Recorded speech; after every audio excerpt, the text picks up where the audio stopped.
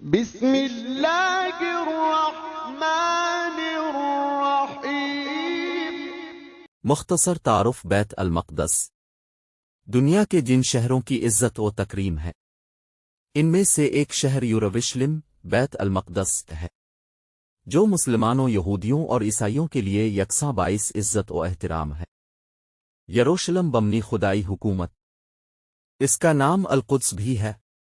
یہاں حضرت سلیمان علیہ السلام کا مزار تخت داؤد اور حضرت عیسیٰ علیہ السلام کی تبلیغی کاوشوں کے نشان ملتے ہیں۔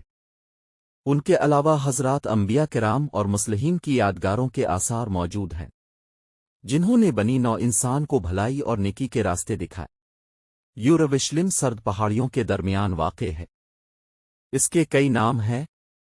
بیت المقدس سنہری شہر اور امن کا شہر بھی کہلاتا ہے، لیکن تاریخی لحاظ سے بمشکل 10 دن گزرے ہوں گے جن کے دوران یہاں کے باشندوں کو امن و سکون دیکھنا نصیب ہوا۔ نو انسانی کی خون آشام تاریخ اپنے آپ کو مذہبی روپ میں بار بار دہراتی رہی ہے۔ یہاں ہونے والی لڑائیوں کا شمار ممکن نہیں، اور یہاں مرنے والوں اور مجروح ہونے والوں کی گنتی انسانی ذہن کو تھکا دے گی۔ بیت المقدس کی تاریخ اتنی ہی قدیم ہے جس قدر کے نسل انسانی اور اس کی تاریخ۔ یہ مقدس شہر کتنی ہی بار اجڑا اور پھر اسی تابانی کے ساتھ آباد ہوا۔ حملہ آوروں نے کئی بار اس کی اینٹ سے اینٹ بجا دی، مگر آباد کاروں نے پھر اس جوش و خروش سے تعمیر ورمت میں حصہ لیا۔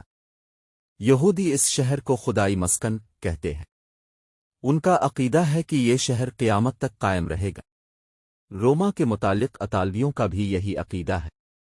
اس شہر میں اسلامی، مسیحی اور اسرائیلی تاریخی آثار بکثرت ہیں۔ سب سے پہلے حضرت داؤد علیہ السلام نے اس شہر کو فتح کر کے اپنا سلطنت بنایا۔ بعد ازاں ان کے بیٹے حضرت سلیمان علیہ السلام نے یہاں معبد تعمیر کیے۔ رفتہ رفتہ یہ شہر مذہبی اور روحانی مرکز کی حیثیت اختیار کر گیا۔ حضرت سلیمان علیہ السلام کے بعد اہل باطل یہاں قابض ہو گئے، پھر یہودی اور بعد ازاں یونانی اس پر قابض ہوئے، پھر یہودی دوبارہ قابض ہوئے اور ان کے بعد رومیوں نے اس شہر پر قبضہ کر لیا۔ 2 سال بعد عیسائی بادشاہ قسطنطین نے یہاں ایک بڑا گرجا تعمیر کرایا۔ 637 میں عرب مسلمانوں نے رومیوں کو عبرتناک شکست دینے کے بعد یروشلم کو فتح کیا، اور 450 سال تک یہ شہر امن و سکون کا گہوارہ بنا رہا۔ پھر صلیبی جنگوں کا سلسلہ شروع ہوا۔ رومن کلیساؤں اور پوری عیسائی دنیا نے فوج کی یلغار کر کے عربوں کو یہاں سے نکال دیا۔ 517 میں عثمانی ترکوں نے اسے دوبارہ فتح کر کے اپنی حکومت قائم کر لی۔ یہ شہر دنیا کی تاریخ میں اپنے جائے وقوع کے لحاظ سے عجیب ہے اور ڈھلوان پہاڑی پر واقع ہے۔ اس کی حیثیت انوب زیرو کی سی ہے، جو جنوب مشرقی کونے کے علاوہ پہاڑیوں میں گھرا ہوا ہے، جسے ایک وادی 2 حصوں میں تقسیم کرتی ہے جہاں شہر آباد ہے۔ 2 پہاڑیاں ہیں، ایک موریہ، 2 سے اس تباہی کے 70 سال بعد خسرو شاہ ایران کی کوششوں سے ازسر نوہیکل کی تعمیر ہوئی، جو 7 سال کی مدت میں پوری ہوئی۔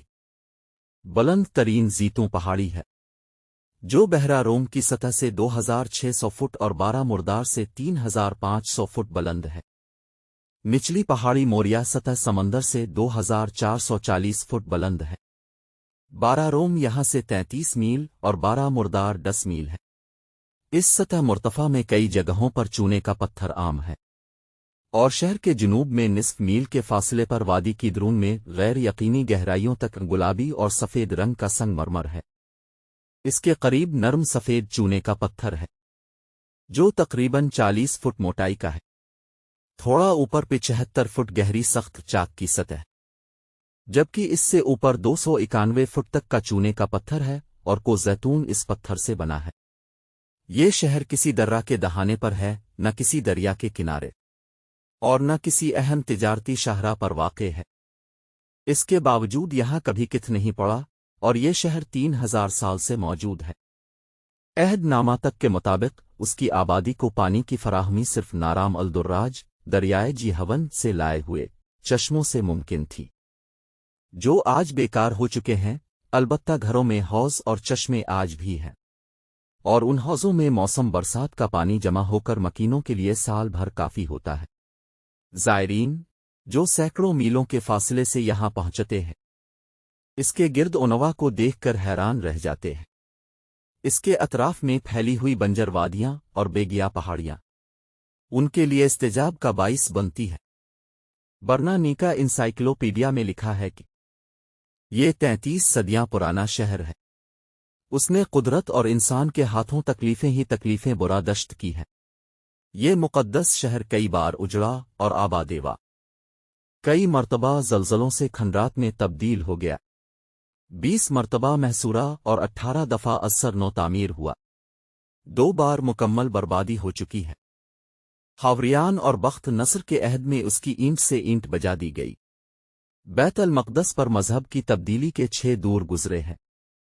اس پر ایسا زمانہ بھی آیا کہ اس کو زمین کے برابر ہموار کر دیا گیا، گلی کوچے اور عمارتیں تباہ اور اس کے باشندے قتل جلا وطن کر دیے گئے۔ ویڈیو اچھی لگی ہیں تو لائک کریں، ہمارے چینل کو سبسکرائب کریں اور خوب شیئر کریں تاکہ ہر مسلمان بھائی بہن ہمارے اسلام کے بارے میں جان سکے۔ السلام علیکم۔